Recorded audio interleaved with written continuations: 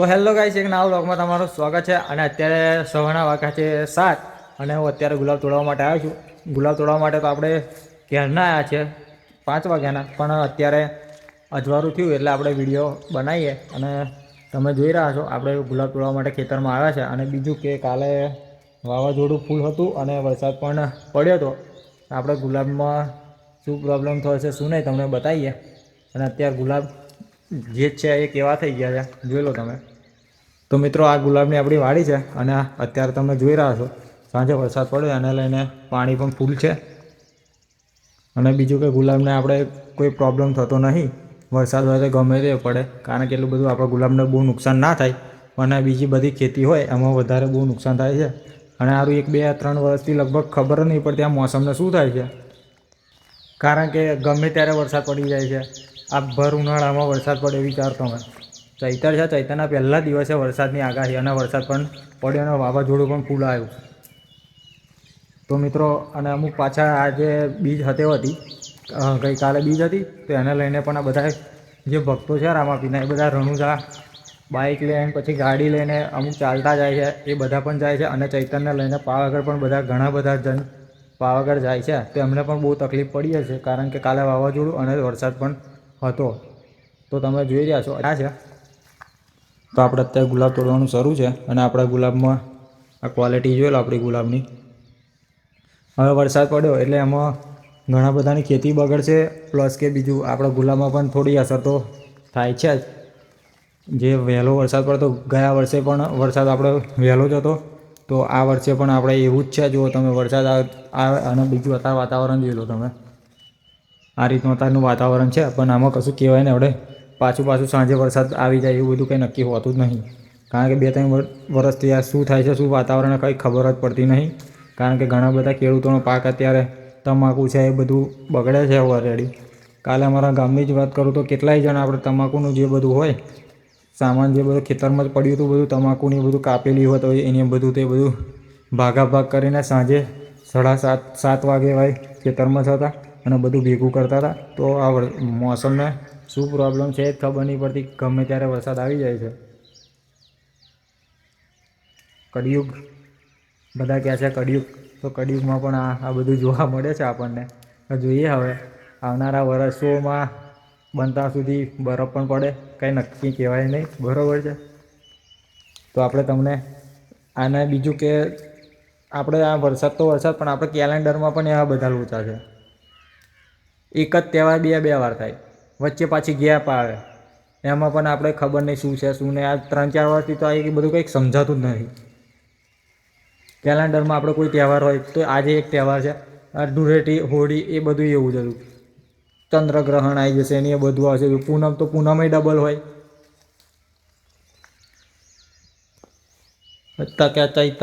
ચૈતરમાં અત્યારે બધું એવું ચાલી રહ્યું છે, જોઈ રહ્યા છો તમે. અને વચ્ચે પેલું એ આવે બધું જે તહેવાર આવે છે એમાં પણ એક વચ્ચે ગેપ આવી જાય, બીજું આવે. આજે આ ના થાય, પેલું ના થાય, એવું બધું લઈને બધી તકલીફો જ છે. કળિયુગમાં આ બધું શું જોવા મળે છે ખબર પડતી નહીં કંઈ. તો આ મિત્રો, આપણે અત્યારે ગુલાબ તોડીએ છીએ. તહેવારો પણ આપણા કંઈ પહેલાંના જેવું થતા હતા એવું થતાય નહીં. અને બીજું કે સરખું કંઈ રહ્યું નહીં. બે તહેવાર આવી જાય, 2 તારીખે. પૂનમ તો કે પૂનમ ડબલ છે, પડવો એ બધું ભેગું હોય. આ વખતે પણ એવું બધું છે, બીજ છે અને પડવો ને બધું ભેગું આવે છે. તો એને લઈને પણ આપણને બધું જે ધંધો હોય, ખેડૂતો એમને પણ આમાં બધો માર પડે છે. આપણે ગુલાબમાં તો માર પડે જ, કારણ કે ડબલ તહેવાર થાય એટલે ગુલાબના ભાવ કંઈ નક્કી રહેતા નહીં. અને અત્યારે ગુલાબનો ભાવ છે કારણ કે રમઝાન મહિનો ને એ બધું પતવાનું છે.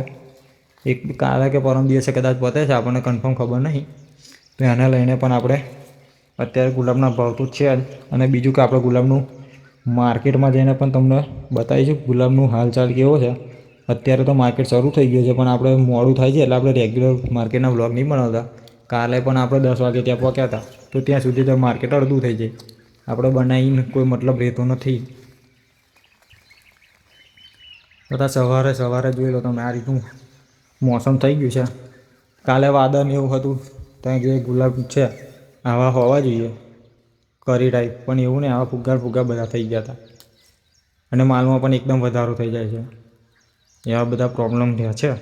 અત્યારે વરસાદ પડ્યો છે, તમે જોયું છો ઝાકરે ફૂલ અત્યારે પડ્યો છે ને વરસાદ પણ રાતે પડ્યો, એને લઈને પણ આપણે થોડું ઘણું આવું રહેશે. જોયું આવો વરસાદ પડ્યો ને પાછી એકદમ ગરમી પડે એટલે એને લઈને માણસ પણ બીમાર થાય અને ગુલાબમાં પણ એવો પ્રોબ્લેમ થાય. બધા ખેતી પણ બગડે જ છે ઓલરેડી. તો વરસાદ ઓચિંતો કેમ ન આવી જાય કોઈ ખબર પડતી નથી. 2-3 વર્ષથી આવું જ થાય છે. ગયા વર્ષે શિયાળામાં વરસાદ ચાલુ હતો, આ વખત ઉનાળામાં પાછો વહેલો ચાલુ થઈ ગયો. જોઈ લો તમે.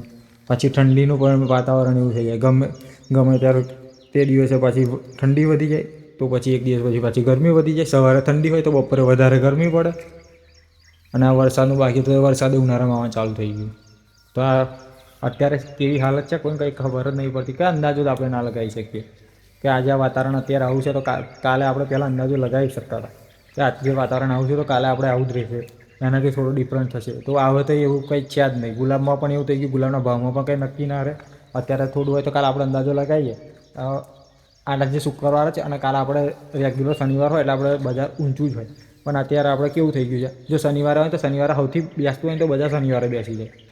આ સોમવારે પાછું ઊંચું રહે. અને આ 2-3 વર્ષ પહેલાં એવું નહોતું.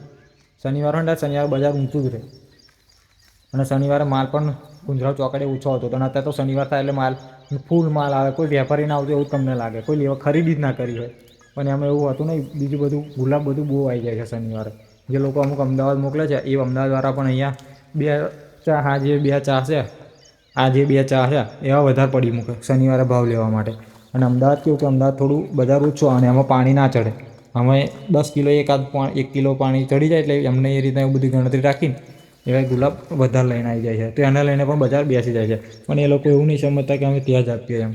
હવે અહીંયા આગળ આપીને પણ એવાય જે ત્યાંનો અમદાવાદનો ભાવ હોય એનાથી નીચા ભાવે વેચે છે. કોઈક સમય એવો હોય એની અંદર જ એમને ભાવ ઊંચો મળી જાય, નહીં તો મળે નહીં. તે બધા લઈને અને પાછું એમાં નવા આવે એટલે ભાવ પકડીને બેસી જશે. એટલે ભાવ પકડીને બેસે એટલે એને લઈને પણ આપણે ઘરાકી ડાઉન જ થતી જાય. કારણ કે અમને સામેવાળા વેપારીને પણ પોસાય નહીં, તેવાય કેમ ના લઈ જાય. તો આપણે કમ્પ્લીટ ભાવ બી એમને પણ ના એ થાય. તો અત્યારે મિત્રો આપણે ગુલાબ તોડીને પછી તમને કુંજરાનું જે માહોલ છે તેનો ભાવ ને એ બધું છે અને કયા ફૂલ મળે છે એ પણ તમને બ્લોગની અંદર જણાવીશ. તો બ્લોગ જોવાનું ભૂલશો નહીં અને બ્લોગ જોતા રહેજો. આપણે ઇન્સ્ટાગ્રામની અંદર બહુ લોંગ બ્લોગ અપલોડ થતો નથી એટલે આપણે બહુ લોંગ કરતા નહીં. અને તમારે મારા ફૂલ બ્લોગ જોવા હોય તો યુટ્યુબમાં જઈને જોઈ શકો છો. કારણ કે આપણે ઇન્સ્ટાગ્રામની અંદર તો આપણે 3 મિનિટ સુધી વ્લોગ અપલોડ થાય છે, તો આપણે 3 મિનિટના ઉપર વ્લોગ અપલોડ નહીં કરતા. અને જે લોંગ વ્લોગ હોય ફૂલ ડિટેલ તમારે ફૂલ માહિતી સાથે જાણવું હોય અને અમારા રેગ્યુલર વ્લોગ જોવા હોય તો આપણી યુટ્યુબ ચેનલ છે જે જયરાજ વ્લોગ્સ છે 8957, એની અંદર તમે જઈને જોઈ શકો છો. અને આ રીતના આપણે નવા વ્લોગ અપલોડ કરીએ છીએ. અને બીજું કે તમારા ગુલાબની ખેતી જેને હોય એ પણ આપણી વ્લોગ જોઈ શકે છે. અમે દવાના ખાતર શું કરીએ છીએ બધું અંદર આપણે વ્લોગની અંદર આવી જાય છે. અને અમુક બીજી જમીનમાં પણ થોડો ફેરફાર હોય તો એનું રિઝલ્ટ પણ આપણને એવું જ મળે. કારણ કે મારી જમીન જુદી હોય, તમારી જુદી હોય. એની અંદર પાછું અમુક એવું કહે છે કે ના તમારે આવું થાય છે તો અમે સ્પ્રે કર્યો, આમ કર્યું તો આ રીતના કશું થયું નહીં. તો પણ એમાં જે આપણે રેગ્યુલર સ્પ્રે ને એવું કરીએ તો બધું રેગ્યુલર રાખવું પડે. અને બીજું કે તમારી જમીન થોડી ડિફરન્ટ હોય તો એમાં થોડું સ્ટેટમેન્ટ અલગ રીતના થતું હોય, એ બધું આપણે જોવાનું. અને બીજું કે વાતાવરણને લઈને પણ દવાની અસર નહીં થતી, એટલું યાદ રાખજો તમે. કે વાતાવરણ અત્યારે વરસાદી વાતાવરણ છે, તમે અત્યારે વાદળને એવું બધું હોય ને તમે દવાનો સ્પ્રે કરો ને એકદમ તાપ પડી જાય એને લઈને પણ દવા અસર કરતી નથી. તો એ બધું આપણે ધ્યાન રાખવું પડે. પછી દવાનો વાંક કાઢે કોઈ મતલબ રહે નહીં.